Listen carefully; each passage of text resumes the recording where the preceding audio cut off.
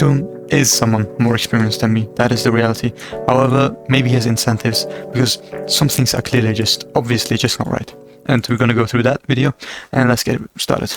So here are 50 PC building tips in under 10 minutes. Tip number 1, thermal paste application is overrated. Here's an example of too much, too little, and pretty much ideal. Biggest There's a little too little, you could say. CPUs of course need more, but try not to overthink it. 6-core CPUs are pretty much the sweet. So what I would say is this is wrong. A bad amount could impact performance. However, it is true that you shouldn't overthink it too much. If you put it in proper amount and put it like normal pattern, there will be no problem. Just put it on the edges, 1, 2, 3, 4, and in the middle, because it just, if you put it in the middle like this, it will.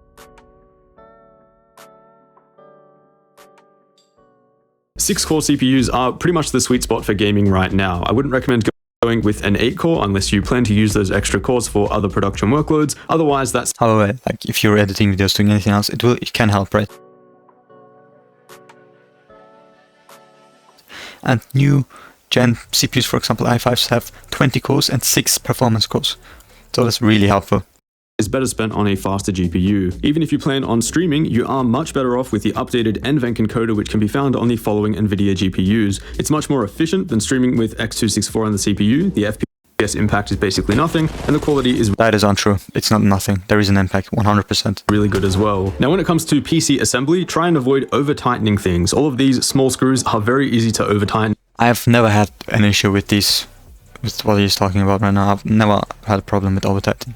Like if you completely like screw it out of your mind, it may crack. So that's what you have to be careful about. And strip if you try hard enough. A good rule of thumb is to aim for around 95% tightness. The only exception here I'd say is when it comes to mounting CPU coolers or water. That is also true. You need a lot of mounting pressure blocks, where you do want to get as close to 100% tightness as you can to maximize mounting pressure. But again, over tightening is still a thing. Tip number 6, PCPartPicker.com is your best friend. Seriously, there is no better resource out there for planning out an entire PC. So I don't know about this one. It's probably sponsored. There are a lot of tools like Guides, which works even better, because Guides is like a selling platform, and it itself looks at the prices that are available at the moment. So it's really accurate, the price that you're gonna pay, right? It's really, really accurate. So I wouldn't necessarily say that PC Part Picker is the best. The order of assembling your PC build should look something like this. Install your CPU onto your motherboard, then install your RAM, your M.2 SSDs, and your CPU cooler mounting bracket. Then install that motherboard into your case, then your power supply, CPU cooler, fans, and then finally your graphics card. When building with... That does work pretty well, yes. There are different ways to do it, but what he said is pretty much a really good way to do it. With an all-in-one liquid cooler, mounted in a way so that the pump is not the tallest point of the loop. This can short... Can't say anything about this because I don't have experience in this way about it, right? Custom loops are the exception here, where you can have a reservoir direct... He probably has just more experience in that regards. Also, don't forget to leak test your loop with EK's leak tester. It's super easy to use and can quickly... Yeah, that is 100% sponsored. ...any loose fittings and potential leaks. Now, if you're only playing at 1080p resolution, the more you spend on your GPU, the less performance you'll get in return. High-end GPUs scale very... That is not really true. That is not really true. It is a balance between CPU and GPU, so this ain't really true. If you don't get more FPS, even though you buy a better GPU, it's because of settings, the game itself, or CPU bottleneck. The game itself sometimes just doesn't let you have more FPS. Only when it comes to lower resolutions. A proper toolkit like this one from iFixit is highly recommended for any PC build, especially if you're installing water blocks and tearing down GPUs. Only do this if you are really into it. I have already built PCs for clients and still don't have a toolkit because frankly I don't need one. Although I must say my father is an electrician, so I have like random screwdrivers laying around and so on. If you don't have that, maybe you really should buy a toolkit because you can use it in more than just PC building. Doing a fresh Windows 10 installation, always grab the latest copy that's available online. That way you can avoid doing a ton of updates once you get your installation up and running. Yeah, I would say it is probably also a better idea to go with the home version than with Pro if you're cracking it, since Pro lacks a lot of utility unless you want more control. You shouldn't go with Pro. Do not share a Windows 10 boot drive between Intel and AMD systems or between much older and newer chipsets. It's usually fine if you're just doing a CPU swap or a motherboard upgrade on the same platform, but otherwise a fresh Windows 10 install is always recommended. And I couldn't tell you since I don't have a lot of experience with it, so I think it would be better to listen what he's saying. Do not buy multiple GPUs if you're looking for more gaming performance. There are some freak cases you can use this with, right? Exceptions. There are some exceptions, but it's pretty much that. This also means that a well-ventilated ITX case like the Cooler Master NR200 is pretty much as big as a gaming PC needs to be. So this is 100% yep. A smaller case means worse thermals, and if you're on a budget, it makes a lot of difference. I even removed the side panel window from my PC for better thermals. Also, it makes for a harder build. So if you look at it completely, it's gonna be expensive because really small ATX builds are like from more established brands, so it's gonna be expensive. You're gonna have to buy a better cooler, upgrade, then it's gonna be a hard build, completely not worth it. Just buy something bigger. It looks better, it is easier for thermals, and it is easier to build, so absolutely not worth it. When it comes to graphics cards, they all have intake fans that blow onto a heatsink, but the way they exhaust that air can be quite different. Most open air cards have exhaust airflow being vented out the front of the card, but also down near the PCIe slot, but there are some that have the heatsink fin array in the opposite direction, exhausting air at the end and near the I/O. Then you have blower cards, which exclusively exhaust air out near the I/O, and the flow-through FE cooler design, which is a hybrid of the two. So just consider how this may affect the airflow of your build before choosing either one. Now, So this does not matter if you have your side panel open like me. What you need to know, however, just don't buy the blower cards. They are trash. They're absolute trash. So these ones, they are absolute trash. Just don't buy these ones. And if you have them, rest in peace, bro. blower cards is a hybrid one. Now, if you're building with RGB components like fans and LED strips, try and stick to just one RGB ecosystem from a single brand. This makes lighting configuration, compatibility, and cable management significantly easier. So this is not a must, especially because this way it is often very expensive. However, if looks are important for you, which it will not be after like 6 months, then this may be the only way, because mixing and matching different brands will just never look as aesthetically pleasing as one brand and one ecosystem.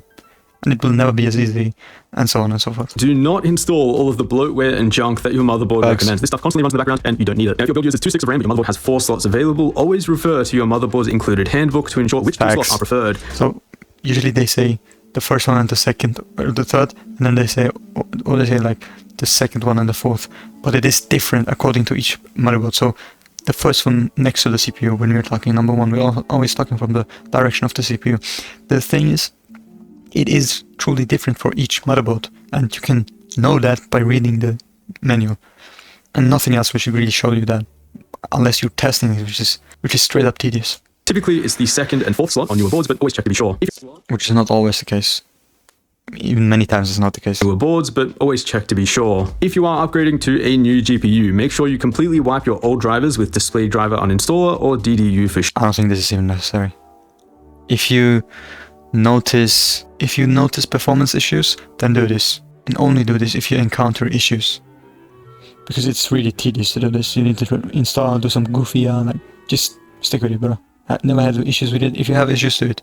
If you don't do it.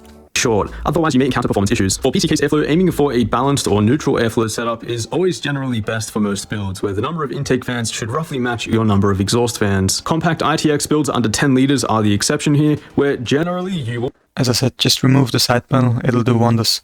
So I'm talking about the window where you can look into the PC, right? Not the behind the motherboard, in front of the motherboard where you put in your CPU cooler. If you remove that side, the side panel, straight up like at least 5 degrees less. We'll want to stick to exhaust or negative pressure to encourage air through the side panels. Could be even 10. If you have on that note, the more cooling your CPU and GPU have available, the more performance that you can actually get out of them at stock up to a point. This is mostly the case with AMD Ryzen processors and pretty much any modern GPU. That is not really true. So lower temperatures do not mean more performance. Low temperatures only mean more performance if there's no thermal throttling, there is no more performance that you will gain. However, you want to avoid overspending on a premium cooler for budget to mainstream GPUs. Cooling those cards is already pretty easy with the more affordable cooler designs, and the premium price is better spent on an actually faster GPU. Now, once you've got your fresh build up and running and you've downloaded all of the programs that you want, head over to startup programs in Windows and toggle off the ones that you don't need. This creates a much lighter and faster launching experience. Also, don't forget to disable enhanced pointer precision in your mouse settings, which adds acceleration to your mouse movement by default and negatively impacts your aim in certain games. Tip number 36, do not overspend on your power supply. 100% facts. This is really important. I still use the Chieftec. I don't know how it's pronounced, Chieftec? Chieftec? I think it's Chieftec. I still use the Chieftec power supply that my brother used 10 years ago, and it works fine. Right now, on this PC that I'm recording it. Especially with most builds only using a single GPU, 1000 watt and above PSUs are pointless here. Generally, 750 watts is the upper limit of what I'd recommend today. So, that is outdated. Nowadays, depending on your build, nowadays go for 800 or above for upgrade possibilities and so on. So right now 650, of course it depends. If you say I'm just gonna use this PC for this and that, I'm just gonna game on it, no streaming, and use this GPU, and I'm not gonna upgrade to the next 10 years, then go for 600, 500. If you wanna upgrade to the high level GPUs right now, you definitely need like 1,000 plus. Not many people upgrade to the highest GPUs, but even for like mid-range nowadays, you need like 800, 850, 900 for like upgrade possibilities and safety. So I can show you real quick. But this is my setup, right? This, bam, bam, bam, this doesn't really matter, and this. For this I need two 650 power supplies. That doesn't mean that you need 1200, because these are not as efficient and so on. But like 800, bro, I'm pretty sure you would need that. I would need that with this setup. And you need to keep in mind, this GPU I don't even use most of the time. Like, this GPUs almost never get used. Plus, there's another thing that needs to be noted. Another thing is, the reason I know that I need it is several times this PC got shut off because it didn't have enough energy. And I checked the temperatures and everything. It was because of the power supply. So I had to use two. Just keep that in mind. If you wanna buy something that works for now, buy something that's under 80%. If you wanna buy something that works in the future for upgrades, buy something that's 70%. Alright? Just like that, bro. Just like that, I'll say that. Also, don't forget like the efficiency score. Most builds honestly don't need more than a decent 600 watt unit. Similarly, most users don't need to overspend on their motherboards, especially for gaming builds. I don't know about that, bro. I don't know about that. How do you define overspending? I'd recommend buying a mid-tier or higher. Don't go low tier. I had a low tier, and all the RAM slots just broke like randomly, and it was new. Like, just go mid-tier or higher, bro, for a motherboard. AMD users at least, B550 is a great, cheaper alternative to X570 with the same overclocking features. Like, this is trash, I won't even buy it. For the best 120mm fan on the market, you just can't beat the Noctua NFA 12x25. In all of my testing, this consistently comes out as having both the quietest motor and airflow operation, but do consider the RP P12 as a much cheaper alternative, which do come pretty close. I don't know about that. When it comes to air versus liquid cooling, I mean, the problem with Noctua is just, it's insanely expensive. the best air coolers on the market typically have performance about equal to a decent 240mm liquid cooler, but noise at idle is typically lower in most cases due to not having to use a pump. Liquid cooling, though, is still the best when it comes to achieving maximum cooling. If you are building... That is not true. This is only the case for custom loops. So if you use custom water cooling, it can be better than water, the air, you know? Especially if you look at it from the perspective of price to performance. Air cooling is almost always gonna win. To you damaging your components. For a gaming CPU choice, despite AMD Ryzen completely dominating the enthusiast tier, Intel currently wins the mid-range with their i5-11400. At $180 or so, paid with fast memory and a B560 motherboard, it's an epic starting point for any current gaming PC. Now, if you find your GPU is running a bit hot, you can reduce the operating voltage by undervolting in MSI Afterburner. This works for pretty much any GPU and is extremely effective. Full guide listed down below. For checking all of the temperatures, clock frequencies, and fan speeds of your system, there's no better tool out there than hardware info. Wait till bro finds out about August monitor. As for how much RAM your board should use, there isn't much point going beyond 16 GB for gaming PCs today, but of course...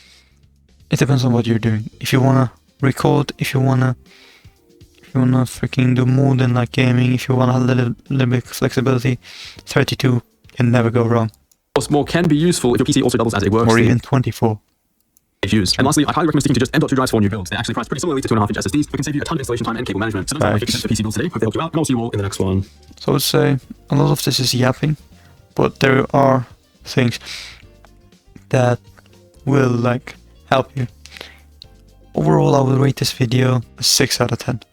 The reason I rate it so low is because he's supposed to be a pro. People trust him. There was nothing that was catastrophical, but still, like, why does he not provide the best data that he can? So this is everything wrong with 50 PC build tips in under 10 minutes.